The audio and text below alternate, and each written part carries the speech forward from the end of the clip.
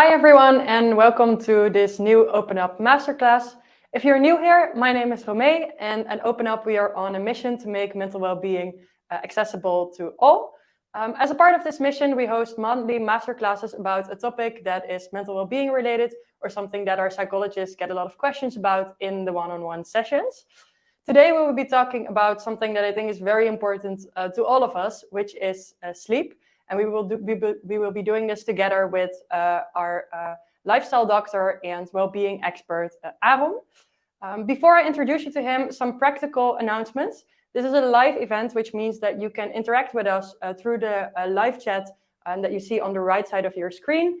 And there's also a questions tab at the bottom at which you can ask questions that we will be handling in a Q&A at the end of the session. Now, without further ado, I'll introduce you to Aaron, and I wish you a very, very happy masterclass.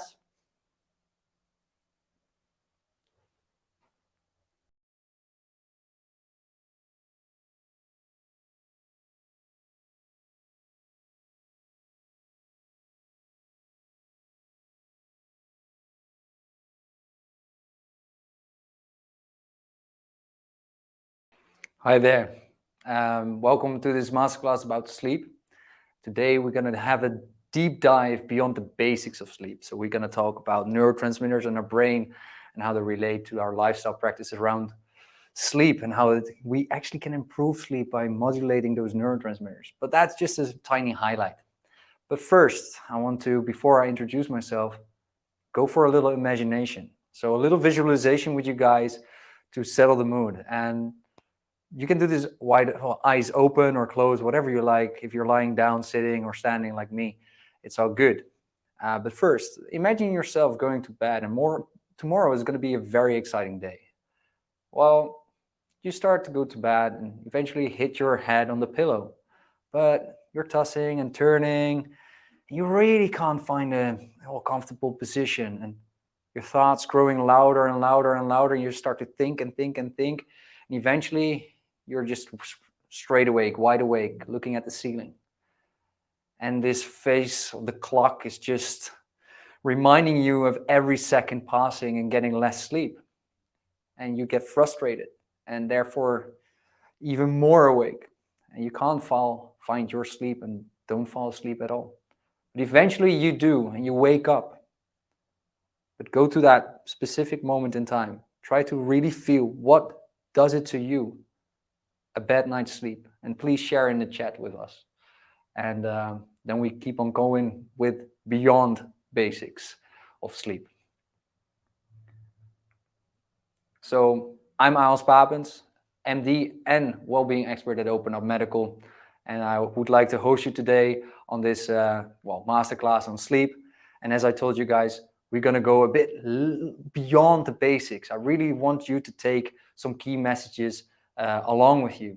So at the end of this session, and maybe at the end of the day because you're still working, but I really would like you to understand, and also, if it's possible, to explain this to your friends, family, maybe your dog if he has also problems sleeping. But it's really about explaining and implementing in your life. So you need to understand the necessity of sleep and the basic brain chemistry behind it, and also the relationship between stress and sleep. But beyond that, I really would like you to take some practical tips back home as well. And that's applying lifestyle factors that improve sleep, such as exertion and relaxation, but also sleep routine and hygiene. But how are we going to cover everything? Well, first of all, we need to understand the brain. And then we go to the chemistry of the brain and eventually to the lifestyle. So before I go into the brain, I really would like to just simplify one thing at first. It's just the brain is super complex, and I will have this framework that's a simplification of the brain. It's called the Triune Brain, or simply translated, the three-part brain. Well, the first part of this three-part brain is actually the executive state. And the executive state represents the optimal state for problem solving and learning. And this brain state asks the question, what can we learn from this? Well, first of all, would like to mention that only 5% of the day you're in this state. All the other 95% of the day, you're just on instincts and routine and basically habits. So this is just 5% of the day, and it's really about learning, decision making, creativity, etc.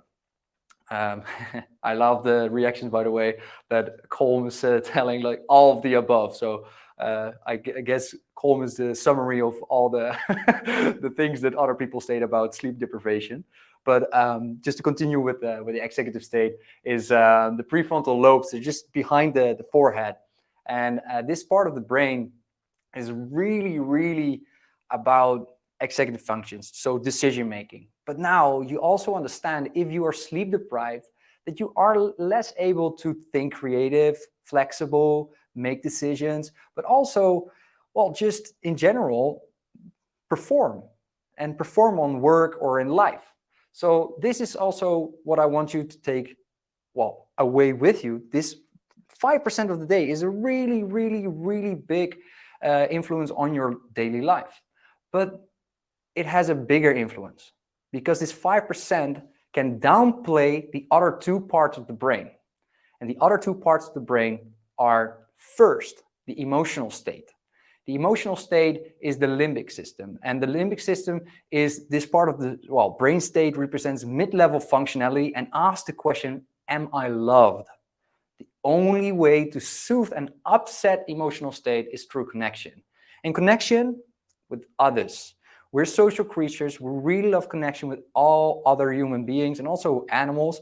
But the thing is, if we're not connected to other people, we start to get emotionally upset. But sleep has a negative, well, effect on emotions. And as we have from the chat, is Ingrid also said, like, yeah, mood of the beginning of the day. And it's actually true. I'm getting more grumpy and well, agitated myself. Because if I sleep, well, bad, I can't control my feelings that well. So that's the whole thing. Emotional control is worse. But we have a third part of the brain, and it's a survival state. It's the brainstem. It's a survival state, represents the primal brain, and asks the question, am I safe? The only way to soothe the survival state is through creation of safety. And safety in literally any sense of the word, because you will jump away from a car that's nearly hitting you because it's just your instinct to try to keep safe. But also being in a building, for example, being in comfortable temperatures while it's raining and if it's cold outside, those are also part of safety. Food safety as well. Food scarcity is, well, stressful, super stressful. So this state wants you to be safe. What is the opposite of safe? Well, it's unsafe, but what is the opposite of feeling safe is most of the time anxious. And that's a one-on-one no-go with sleep. Because if you're anxious, you will never get better sleep. You will only get worse sleep. Now, the fact of that executive brain influencing the emotional state and the survival state by downplaying it, if you don't sleep enough, the prefrontal cortex can't regulate it that well anymore. So the emotional brain and this survival state kind of pick up their pace. They get more control. So you will feel more emotional and more volatile in your emotions.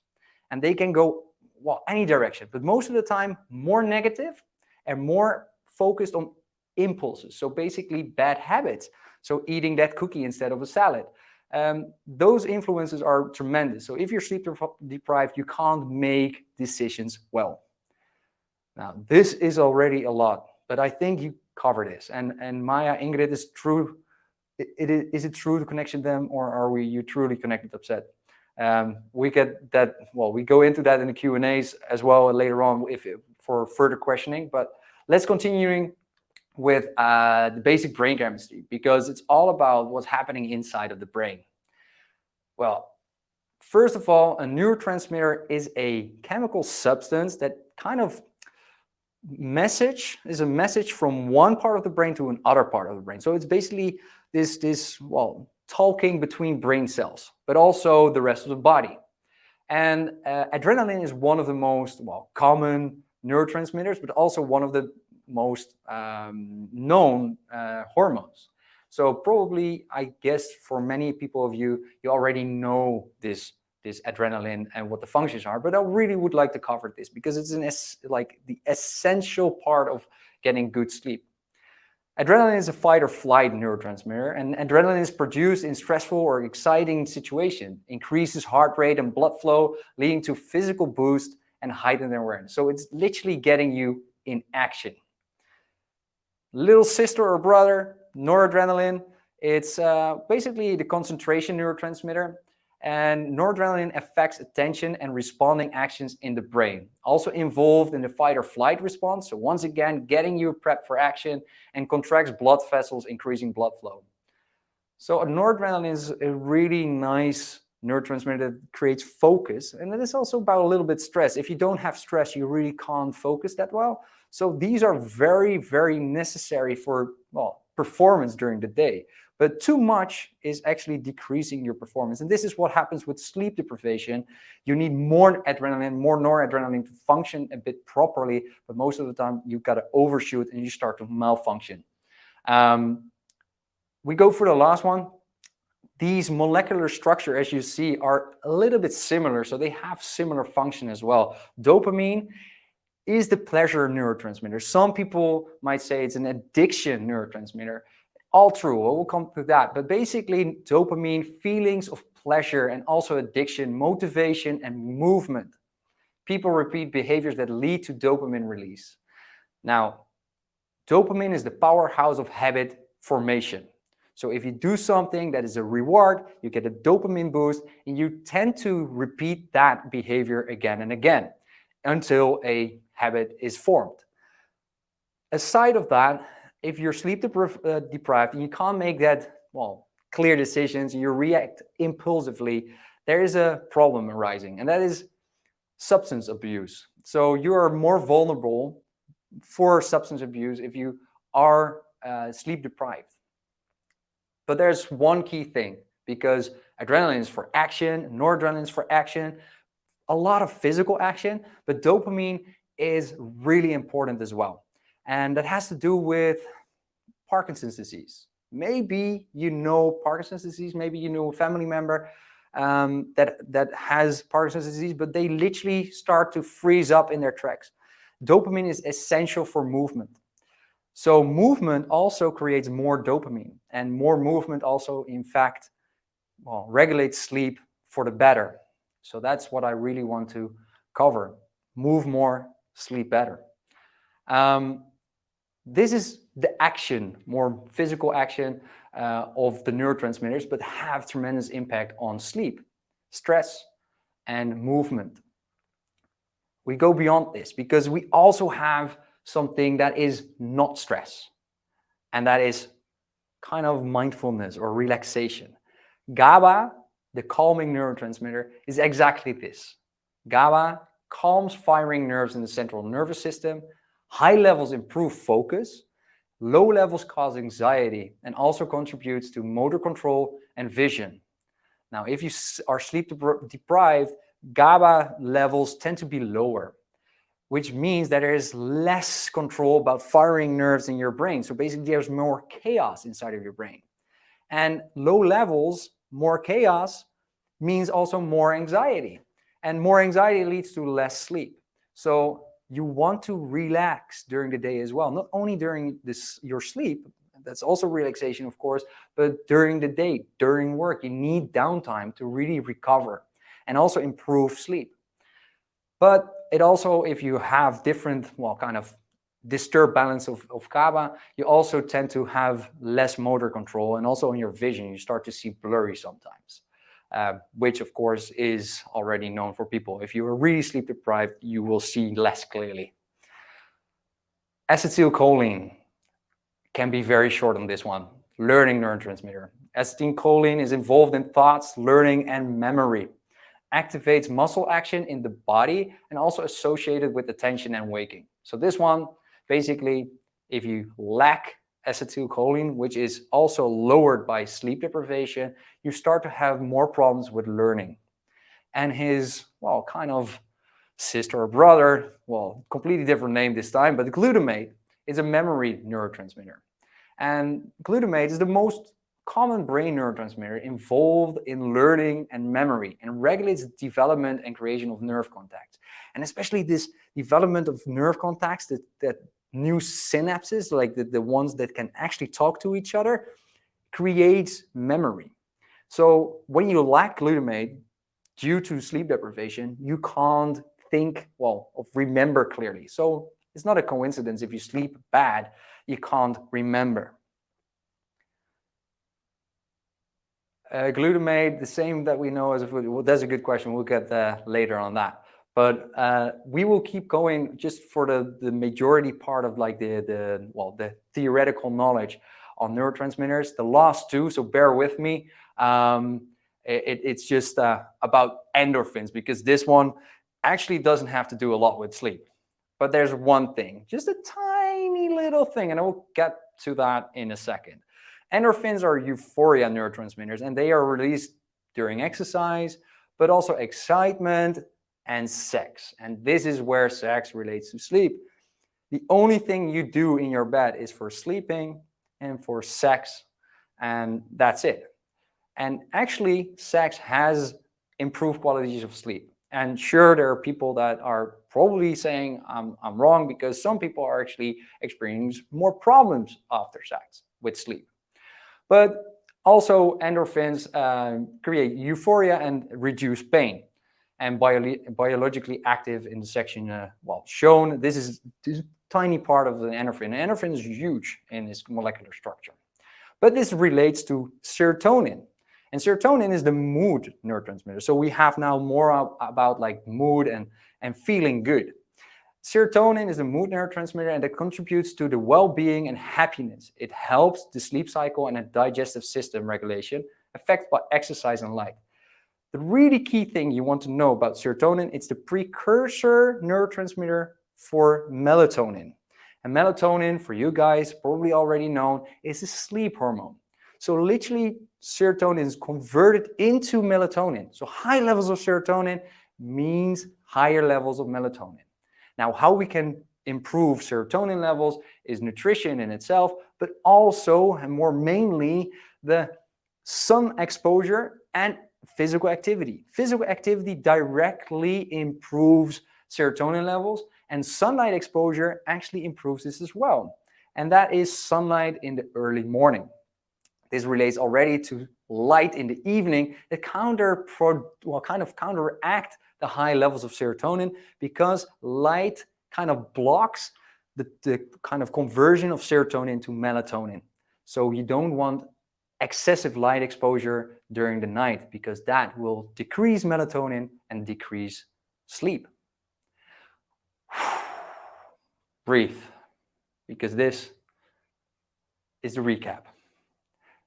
All right, noradrenaline and adrenaline, just get your body in action and focus.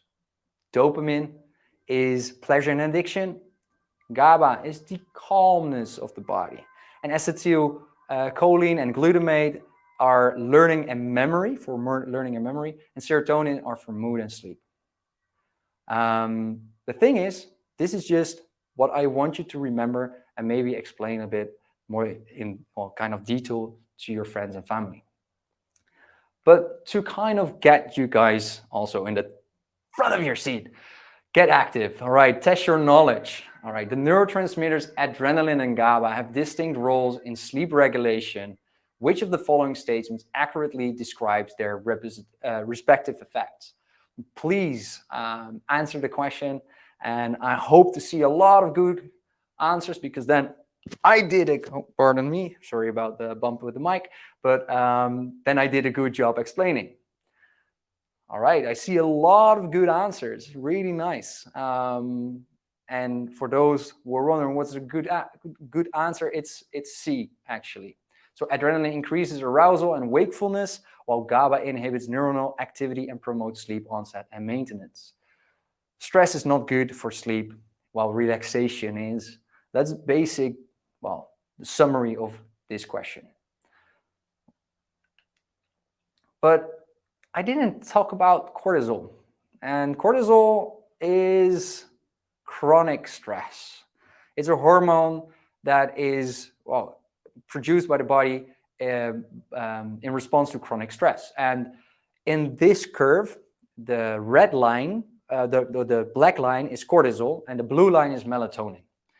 Now, I will start with melatonin. As I said, melatonin is kind of produced as a conversion from serotonin, and it will increase and gets a spike just before you go to bed. Just before you go to bed, it will spike, and during the night, it will reach its peak and slowly decrease again. Eventually, by the time you wake up, it's kind of low again. The black line, cortisol, is actually quite, well, mid-level during the day, and when we start to go to bed, it will slowly decrease. So already from noon, it will kind of slowly decrease, hitting the lowest point before you go to bed. And during the night, especially when you want to wake up, just after waking up, just before waking up, in that kind of period of time, it spikes and it gets you prepped for action for that day. So it helps you to, well, get awake. The thing is that when we are chronically stressed in this, well, society, we're constantly reminded of all things we need to do. Emails, phone, well, other things, jobs, hobbies, everything we need to do. And it creates chronic stress. Not too high to really get a relaxation response out of it, but just enough to kind of worsen your sleep. And because of higher cortisol levels, you don't get as restful of a sleep. You have lower quality of sleep. You have more difficulties falling asleep because of the melatonin that can't do its work. And also the length of sleep sometimes is reduced because you start to become more awake in the morning already. So just to recap once again, I want to, well, know if you understood what I explained. So cortisol and melatonin, two hormones involved in sleep regulation, have distinct roles. Which of the following accurately represents the complex interactions and effects of cortisol and melatonin on sleep architecture? Please feel free to answer again. And in this question, answer A is the right one. I see a lot of people filling in A, indeed. If I was a little bit too fast giving the answer, sorry about me being a bit too enthusiastically. But indeed, cortisol promotes wakefulness and inhibits sleep, while melatonin induces sleep and enhances sleep quality. So it really is about the balance. So try to get a little less stress in life and a little bit more relaxation. That's basically the bottom line, which we will continue, because how do we improve sleep? Because improving sleep is what we're here for, right? Please thumbs up or something when we're here. But what do you do to improve sleep? And now everyone stop with the thumbs up, because we really need a different thumbs up now. It's what do you do to improve sleep? Workout, relax, or light? And please fill in the right emoticon. A lot of thumbs up still. So a lot of workout, really good.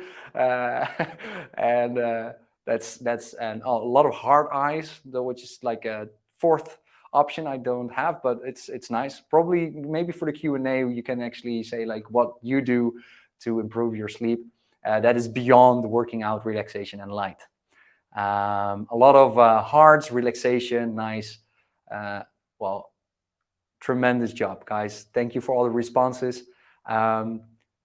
Just to say, well, to tell you what we actually can do. And this is how it relates once again to the brain chemicals, right? So how to improve sleep. Now, there is a balance between stress and relaxation.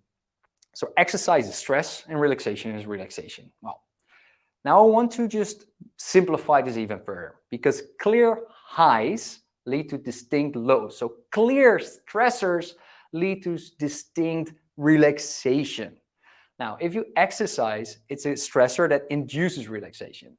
When you start exercises, you will get more adrenaline, more noradrenaline. You will also have more acetylcholine. You have all those neurotransmitters that kind of boost you to get in action. But what is the most awesome about this is that when you stop exercising, you will get an increase in Gaba. And Gaba was a relaxation hormone. So actually exercising induces relaxation. That's why it's so powerful to exercise. Relaxation, on the other hand, is just a practice to allow relaxation, which means you can literally heighten your GABA levels in your brain by just doing mindfulness, breathing exercises, reading a book, something that eases your mind. So this is what we can do already. So really about stressing and relaxation. So we are chronically stressed during the day, and I really want to invite you to just get more relaxation during the day.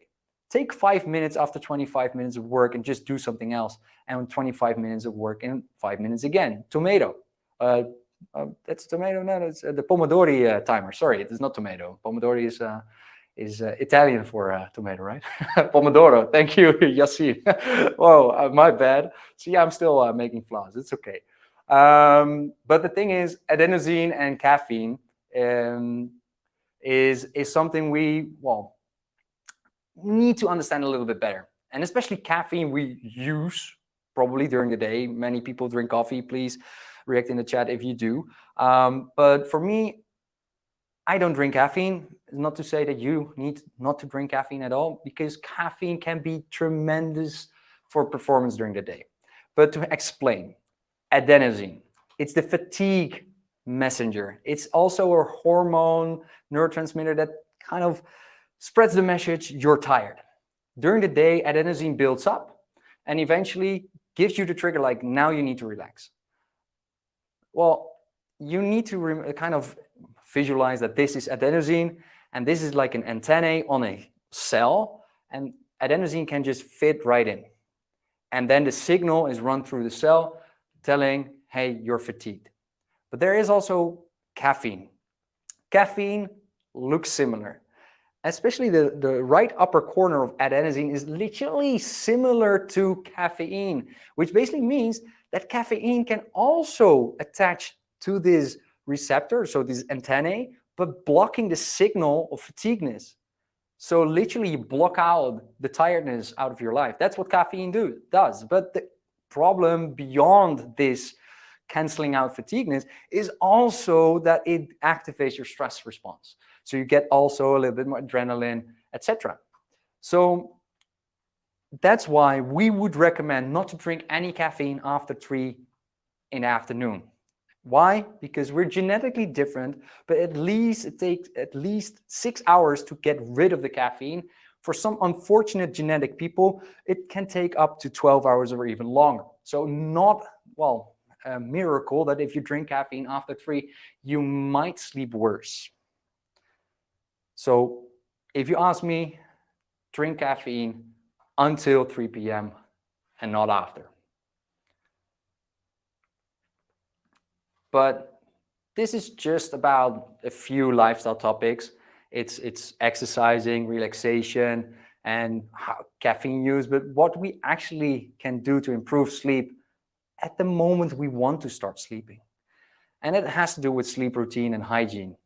And just to make anything clear, I'm not going to tell you anything new, but I really want to cover this again because these are the basics. And I have spent a lot of time with clients and also patients discussing about their sleep routines because they have experienced sleep deprivation, also insomnia, that they actually lacked those two basic things on this slide. And it's relaxing, a relaxing routine. Set clear mental cues for sleep.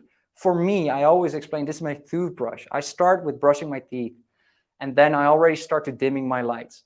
Then I'm also cleaning up my living room just because I like to wake up and have ordered and like a nice space to live in. Then I go to bed and maybe play some music. It's kind of getting the mood for sleep, maybe reading a book. But that's B, that's to create a sequence of relaxation activities.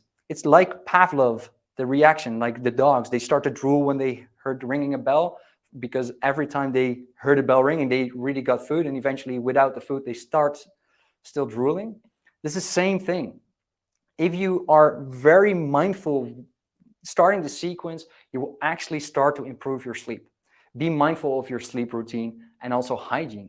And hygiene goes even further into an environment because what we most often lack during the day is light exposure because we have 9 to 5 jobs and we actually stay inside for the whole day.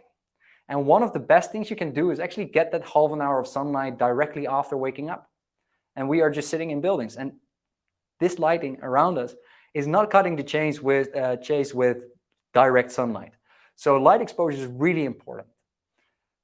But also light exposure in the evening, you might know television, phone, the things we engage in during the night that actually hamper sleep. Blue light. And that is because of the serotonin can't really kind of convert into melatonin. Blue light inhibits this process, and therefore you can't get that proper sleep. But that has all to do with taking your mobile phone and have a television in your bedroom. So leave everything unnecessary outside, except a perfectly neat bedroom and your partner. And that is also why it's really important to invest in your bedroom, because you want quality products. You want a really nice mattress. You really want a nice pillow, but also the curtains. It needs to block out the light to sleep well. Maybe invest in some earplugs if you have noise around you. But also invest sweat in the bedroom, because that's the only thing you might do with your partner except sleeping in bed. So once again, sex can be a tremendous improvement of sleep quality. But what to do? Sunlight exposure. Sleep starts at the beginning of the day. Start your day with sunlight exposure and limit light exposure during the evening. Exercise. Really start to work out more. And working out is also translating into movement. Move more. If you start to walk an hour a day, it will increase your sleep. Sorry about that. Relaxation routine. Start to build in small relaxation routines during the day, because by relaxing more during the day, you can actually relax easier at night before bed. And last but not least, 2 things: clear mental cues. Be mindful of what you are doing before bed and make sure you kind of build a routine towards your sleep. And that also means that you have to invest in your bedroom. Really make sure that you are able to sleep nice and, well, kind of comfortably. The thing is that we sleep 1/3 of our life, so better give it the respect that it deserves. Beyond food and movement, because those are the 3 essential things of life. Give sleep more attention. So that are the key takeaways. Sleep is essential for functioning physically, mentally, emotionally, and I kind of made up word. I don't know if this is really true in English, but routinely, just your routines are also hampered or affected by sleep deprivation. And this is also the end of the masterclass. So we will start in a few minutes with the Q&A. Please wait along, because it takes a minute to set up the Q&A. Thank you for already joining.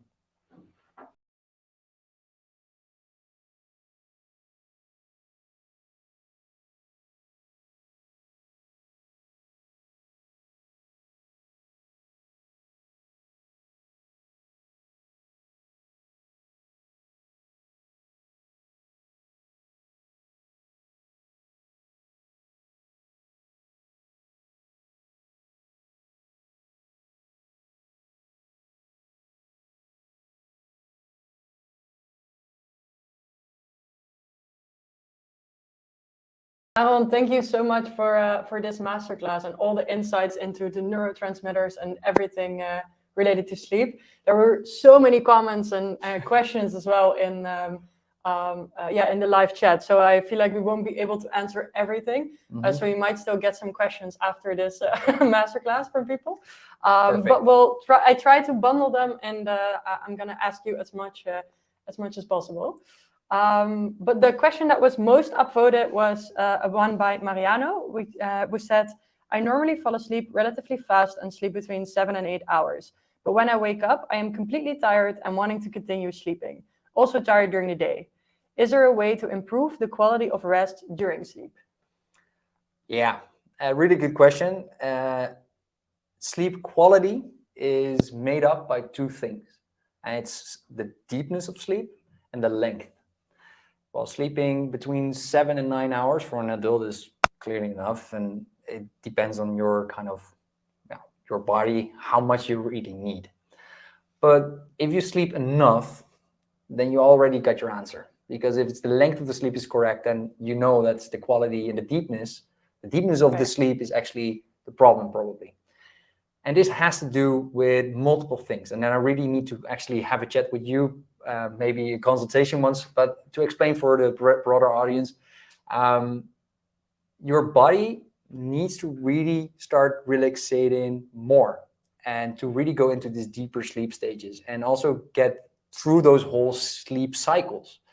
And this already can be a fact that you are a mouth breather, for example. If you're not breathing through your nose, but via your mouth, then actually you are not stimulating your relaxation central nervous system part, which basically means you're a little bit more stressed.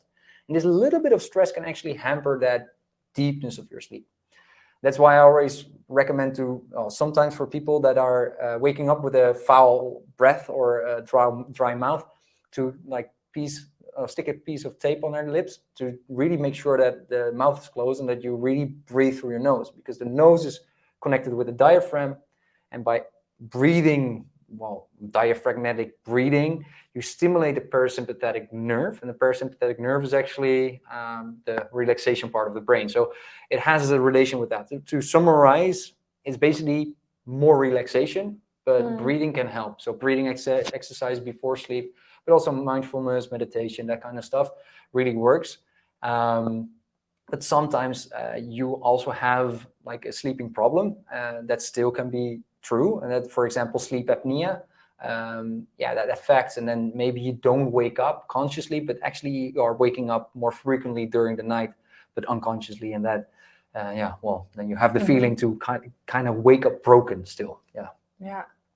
Yeah, because when you wake up, for instance, in the middle of the night, what are things you can do to fall asleep faster? Because sometimes, for instance, I notice then I grab my phone, for instance, and then I'm out of it. Yeah, so the one thing you really don't want to do is grabbing phones or any devices that are stimulating you. But the thing is, you want to do something relaxing. So if you wake up and you really feel awake, that's different than I wake up and I feel that I can turn around again and I will just fall asleep. If so, just turn around and sleep. But if not, don't start to look at the ceiling. Don't start thinking too much. You really go just out of your bed, do something relaxing. So maybe just make a cup of tea and just drink that cup of tea, maybe reading a book. It might sound silly because I actually say like, hey, do something active, but very moderate, like very in the like edges of being active. So like at least as you can, because eventually you will become tired again. And that you will use, because when you're tired again, you will actually fall asleep faster. So don't look at the ceiling. Do something mildly active that you're really comfortable and it's actually relaxating too, and then you will get back into your sleeping. Mindfulness, breathing exercises can also work for people. Yeah. Oh, that's interesting. So then light activity or like physical activity is better than staring at the ceiling, which probably activates like your brain because you start your whole thought process. Actually, the brain is a magical thing. It's connected to the whole body. But if you start to stress out in your mind, your whole body responds with stress. So you start to produce noradrenaline. And as I said, it's ready for prep for action. It's definitely not sleep. So you want to kind of get all the Gaba levels rising, because this is a calming neurotransmitter. So you do soothing exercise, aromatherapy, for example. Smelling nice stuff, it's also relaxing. So it also heightens Gaba. So this is the weird thing, it's about relaxation, and maybe to add on that, acceptance, because if you wake up sometimes like, no, I wake up and I lost all my night's sleep, and oh my god, tomorrow I have this big meeting and I have to be sharp, and I'm afraid I'm awake. Oh no, One night of bad sleep doesn't make your life worse. It's more of a chronic bad sleep that is affecting your life. But it's also, don't stress out. Accept that you can be awake. If you just accept the fact that it's just normal, you start to stress out less. And stress is just a key factor of worsening your sleep. Yeah, which makes a lot of sense, also related to the neurotransmitters and all of the chemicals you've just been talking about. If you start stressing out, then that whole process of adrenaline and everything starts. Yes. Cool. Okay, then there was another question that was upvoted a lot, which was one by Tristan, who said, how accurate are sleep trackers like Fitbits with sleep scores? Would you recommend them, or do you think they're not that trustworthy? Also, me working with athletes, I always say it's an extension.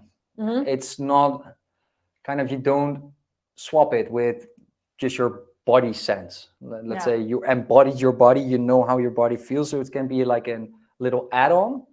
But never trust all the data on a Fitbit, because it's sometimes you say like the length is good and the depth is also good, but maybe because you did a tremendous workout before, it's actually too little, and you still don't have enough sleep. So it's also relative to what you're doing during the day, how your life is evolving actually. So it's also, it goes in like a synergy. You really need to kind of tune in with your body, but also kind of the data can give a little added value. So yeah, it is good, but don't trust only and solely on data. Yeah, just as an add-on instead of like a completely trusting trusting the materials. Yeah, makes sense. Then there were quite some questions about workouts and sleep.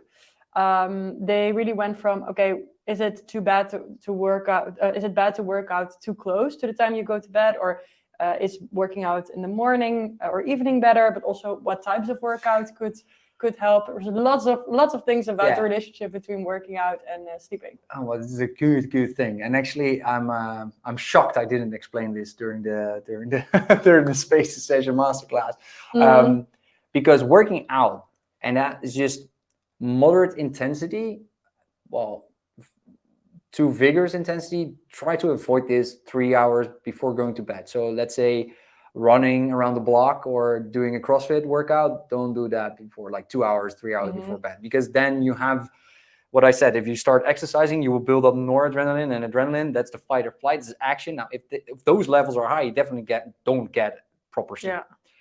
But if you do it just 4 to 5 hours before, just let's say you go to bed at 11 and you do a workout at 6, you'll probably sleep better, because the noradrenaline and the adrenaline will wean off, so they will just disappear, but the GABA level will rise, and the GABA is relaxation, so you will get more relaxation, therefore better sleep. But for example, a nice walk around the block with your partner or with your dog. Everyone with a dog, by the way, can relate to this. But if you walk your dog just an hour before bed, it doesn't impact your sleep at all. It probably improves your sleep, because a little bit of exercise, but still a bit relaxing, improves GABA levels straight away. And therefore, it's not a real exercise, it's more movement. So think less about exercising, more about moving. Moving more is sleeping better. At least, not vigorous or moderate vigorous 2 hours before bedtime. Yeah, this is very relatable to my own life, because I used to do like very intense kickboxing workouts at like 8, 9-ish, and that was not great for my sleep. Whereas other types of workouts really help. Yeah, so yoga before bedtime is truly a blessing for many people. And the thing is, there is actually science now telling that people that work out in the afternoon or in the evening, and also vigorously, they're actually having more health effects than in the morning, because in the morning you actually need to wake up, your body needs to start. You're actually performing at your peak at around noon. So before noon it is actually not bad, and I would say still go for your CrossFit session if you want, or still go for a run, but do it less intense, because in the morning your body needs to kind of get prepped for action. It's not the right time to just start hunting, right? So just get in action first. Cool, makes sense. Thanks. Then we're switching to another theme that also in the last masterclass we got a lot of questions about, which is naps. Great. So James asks, is an afternoon nap good or bad for you? A nap is perfect for you. I would say I'm a medic, right? So I'm working in a hospital. So please bear with me. Naps are essential for night shifts. So it's really true. Napping is great, but the problem is good naps are scarce, because a lot of people can't nap well. You have also 3 different types of naps. So you have a very short one, about 20 minutes. That's the power nap for many people, but they have actually different names and stuff. But the power nap's 20 minutes. Actually invented by a kind of a really important historical figure. I believe it was a scientist that actually fell asleep with a ball in his hand, and the side of his couch or bed was like a plate that when the ball dropped on the plate, it made this noise, and then you wake up instantly. Well, this is the power nap. You actually don't go to a full sleep cycle, but you do sleep. And when you actually start to really loosen up, like body-wise, so it's about going into REM, that paralyzes your body, relaxate, the ball drops, you wake up straight away. So it actually is good for concentration and for clarity in your mind. But you also have the 40-minute or 45, the 30 to 45 actually, power nap that is for more emotional improvement. But you also have an hour power nap. But the longer you nap, the more groggy you will wake up again. And the more difficult this is, because everyone, if you were a student or just kind of high school age and you went out and you were completely, well, not wasted, I won't say wasted, but you got to bed very late and you wake up probably at like, again, at 12, you want to do a power nap during the day because you want to maybe go out again or whatever, but you start to go to bed and didn't wake up after an hour. You probably slept 3 hours. That night after is still bad. So you want to really limit your napping time and really make sure you go out of your nap. And sometimes it's really important to make someone else accountable for it. So in our hospitals, we actually do, take naps, but we also say to our colleagues, like, hey, if I'm not back in 30 minutes, you will just grab me out of my bed and just lift me up and put me back on the ward. That helps because then you know you don't sleep too long, but you still have the benefits. You still have the cognitive benefits of the power nap. And that sounds logical as well, because sometimes it takes so much discipline when you're in that good part of the nap and then you have to drag yourself out of it. It's the same as snoozing in the morning. Actually, you don't want to snooze in the morning. You just go out bed. I know I'm also a snoozer, but actually it's better to just wake up and just get over it. That's the best thing. It's you don't get quality sleep after. Every single 5 minutes you were waking up, but the only thing, you get worse and worse groggy. So, and probably your mood is also not improving most of the time. That's at least with my I can relate. Because is there actually something that you can do, like first thing you wake up, that you would recommend doing? Like, is it to get out immediately or to give yourself like some time to wake up? Or neuroscientifically, I would say it could be beneficial for some people with a wake-up lamp, for example, a wake-up light. Pardon me. This you can also just those construction site lamps that are ridiculous. You can also just set a timer on that and just pops up and you're straight awake. So you're up. So the thing is, actually, it is neuroscientifically, it's not bad. So a lot of light in the morning is good. The best is sunlight, but try to just get light into your life in the morning. That would be the main wake-up call, because it will get a little bit more of cortisol, it will get a little bit more of noradrenaline, it will speed you up a bit. So that is one of the things. And the other side is sometimes just make sure you have to do something in the morning. And once again, people with a dog, you will get out of your bed easily. If you have a baby, easily. Well, not that also easily, because if you have broken nights after night after night, it's not that easy, but you will get out of your bed and you will do it, and you probably function pretty nicely. And it's not about sleeping bad for one night. You will definitely just cruise the day, maybe take it a little bit relaxed, but it's more about that chronic bad sleep that is health wise not good for you. Thanks. Then there was another question also related to light. And it was mostly about phones and e-readers as well as audiobooks. So Puck, for instance, asks, is the night mode on your phone taking away the blue light? Does it not affect you negatively? And Matteo also said, for instance, that they thought the blue light hindering is a false myth. What about smartphones, e-readers, but also audiobooks, for instance? Audiobooks, perfect. Because most of the time they have like this most soothing voice. Yes, I love them. So that's just instant relaxation. So audiobooks, at least if it's not like not okay. So this is, I wanted to do like a metaphor, but if it's not spoken in like a kiss of the singer, then you probably won't get more excited and aroused and awake. But if it's like a soothing, like more deeper voice, you will just fall asleep. With blue light, it is actually not a myth, but it's also good that this question pops up, because I'm not thorough enough with my answer, because most of the time it's not only the blue light. We can filter out blue light. It's perfectly fine. it does work, but it's most often what we do on our devices. Because if we, well, most of the people, I admit, please also in the chat, but who's not watching Netflix just a minute before you go to bed, eating popcorn or, well, probably kind of whatever, snacks, M&Ms or whatever. But you're doing way too many active things. You're just stimulating your brain and then turning it off. That's not how your brain works. It's not instantly. So you need to relax and wind down. And that's actually what happens on our devices. We do swipe up on Instagram and we get that dopamine boost every single time. Hit, noradrenaline, boom, boom, boom, boom, boom. And you just swipe. And eventually you get stressed because you're over fatigued. Noradrenaline rushes in even more, cortisol levels rising, and then you're just stuck in, watching the ceiling again. But it's blue light. So it's not only blue light. It's flight mode not, but the night mode on your device actually does work. But it's not as good because every single time you turn on your television or your phone, you will start doing things that activate a different part of your brain. So therefore, an e-reader, for example, if you have an e-reader or a book that you read before bed, please use a e-reader above like a tablet. A tablet with a blue light filter on, so the night mode, is still worse because of the interaction with the screen than an e-reader. E-reader is actually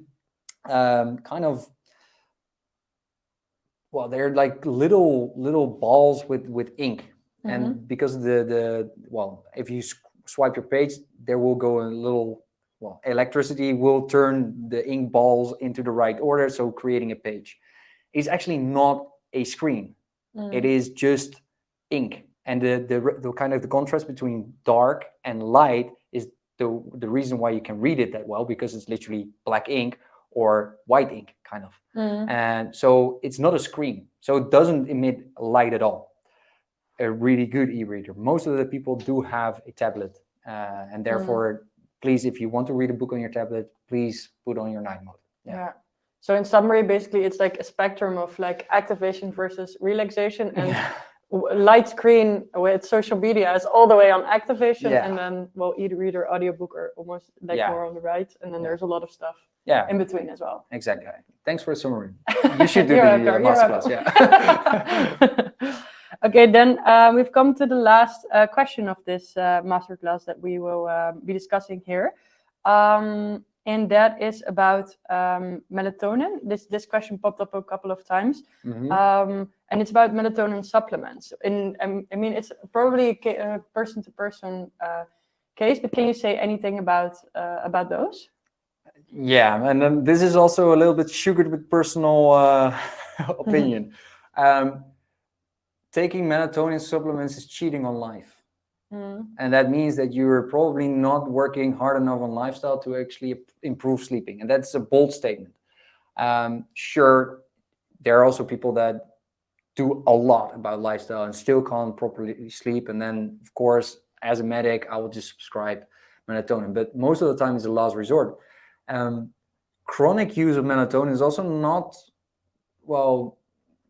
found to have negative impact on your body, but it makes sense that you are kind of substituting something or just adding something extra to your body to kind of regulate something that is not regulated well. And that's more of a philosophical question. I don't think that is the right thing. That's instant gratification. That's something like, I want sleep now. Sure, because worse sleep, if you are in this cycle of insomnia, it will only negatively affect your sleep. So kind of a pause is good, but that's just for a short amount of time. I would say just a maximum of a few weeks, sometimes until 8 weeks. That of supplementing melatonin, even less when it's a real proper sleep meds. And that's zopiclodem, for example, of what English kind of names are. But in Holland we have all those kind of benzodiazepine kind of substances that we add to give you proper sleep. It's only cheating on life, I would say. So just try to really focus on your lifestyle improvement. So first really focus on lifestyle, and if a really last resort, probably also discuss with and sure, you can also, if you are in a new environment, for example, you're just traveling a lot for work and you go somewhere else and you really don't want to kind of lie awake that first evening, you can surely use melatonin, sure, because that will help you. But that's only a little add-on, like the gadget, right? It's a little add-on on life instead of fixing your life. Yeah. That's the difference. Yeah. It's probably with everything electronic, to be honest. Yeah. In most cases. Yeah. Yeah. Well, I really want to thank you for your time, for all of the insights, theoretical as well as practical. And I also want to thank everyone at home for participating, for all of your questions. I really wish you a good day and hopefully a good night's sleep at the end of it. Thank you so much. Thank you so much for joining. It was a really nice, pleasure for me to host you guys. And thank you so much. Bye-bye.